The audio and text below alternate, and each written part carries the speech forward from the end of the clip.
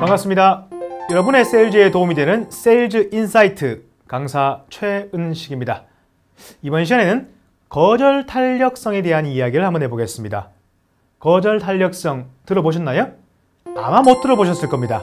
왜냐하면 거절 탄력성에 대한 이야기는 제가 만든 단어이기 때문입니다. 거절 탄력성은 한마디로 이야기하면 우리 영업 현장에서 받게 되는 그 수많은 거절에 대한 우리의 반응이다 라고 보시면 될 것 같습니다. 자, 스티븐 코비 박사가 있습니다.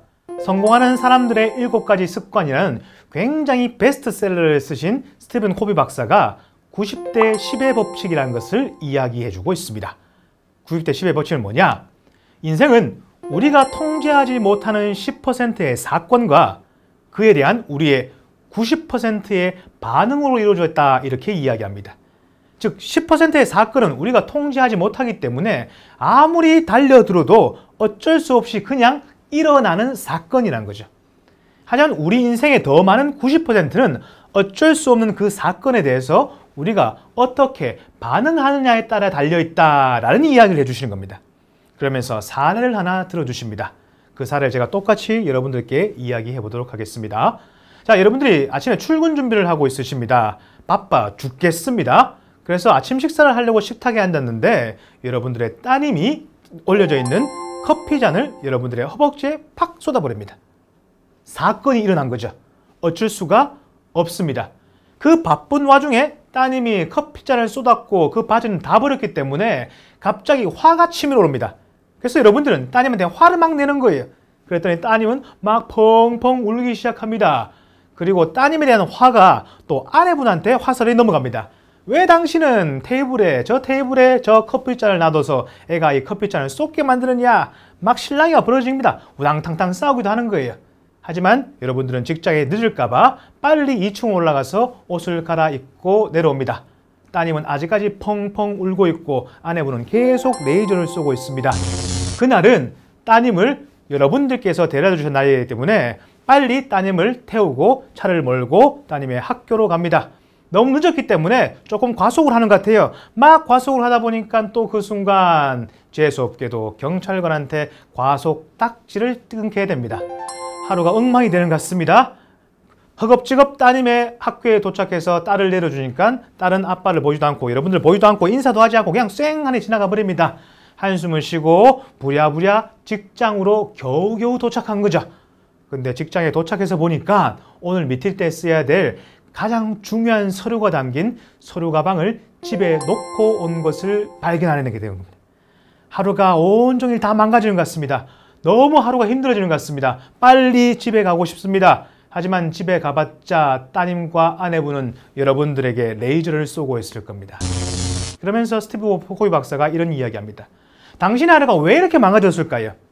커피가 원인일까요? 아니면 당신의 딸이 원인일까요? 혹은 딱지를 끈 그 경찰관이 원인일까요? 아니면 당신이 원인일까요?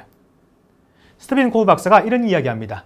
커피가 쏘았다는 것은 어쩔 수 없는 10%의 사건입니다만 그 사건에 대해서 당신이 어떻게 반응했는지에 따라서 그 하루가 결정됐을 것이다. 당신이 화를 내지 않고 그 놀란 따님을 진정시켰다면, 그리고 위로해줬다면 늦지도 않았을 것이고 딱지를 끊지도 않았을 것이고 허겁지겁 오느라 가방도 못 챙기지 않았을 것이다. 그 하루는 당신의 반응 때문에 만들어진 거다라는 이야기를 합니다.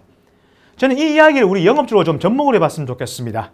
우리 영업에 있어서 고객의 거절이라는 것은 10%의 사건입니다. 어쩔 수 없습니다. 무조건 일어나게 되어 있습니다. 아무리 영업을 잘하고 있는 사람이라도 고객의 거절을 피할 수는 없습니다. 하지만 그보다 더 많은 우리 영업의 90%는 그 거절에 대해서 우리가 어떻게 반응하느냐에 따라 달려 있다고 생각합니다. 그것이 바로 우리가 흔히 이야기하는 멘탈입니다. 파는 것이 인간이다 라는 책을 쓰신 다니엘 핑크 박사가 이야기하는 거절의 바다에서도 굴하지 않은 회복력이 바로 그것인 거죠. 이 이야기는 심리학에서 회복 탄력성이라는 개념으로 말씀합니다. 역경이 닥쳤을 때 좌절하지 않고 극복할 수 있는 힘, 즉 마음의 근육, 회복 탄력성이 있는 사람이 더욱더 좌절하지 않고 극복할 수 있다, 이런 이야기를 하는 것이죠. 저는 이 회복 탄력성과 비슷한 개념으로 이런 단어를 만든 겁니다. 그게 바로 거절 탄력성입니다.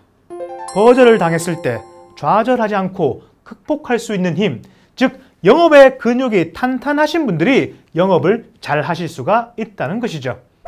기억하셨으면 좋겠습니다. 영업을 잘하는 사람들은 고객의 거절을 적게 받는 사람이 절대 아닙니다. 거절을 적게 받는 사람들은 영업을 잘하는 것이고, 거절을 많이 받는 사람들은 영업을 잘 못하는 것이 아니라는 거죠. 고객에게 거절을 받았다고 하더라도 좌절하지 않고 다시 일어설 수 있는 힘, 그 힘이 있는 사람이 바로 영업을 잘하는 것입니다.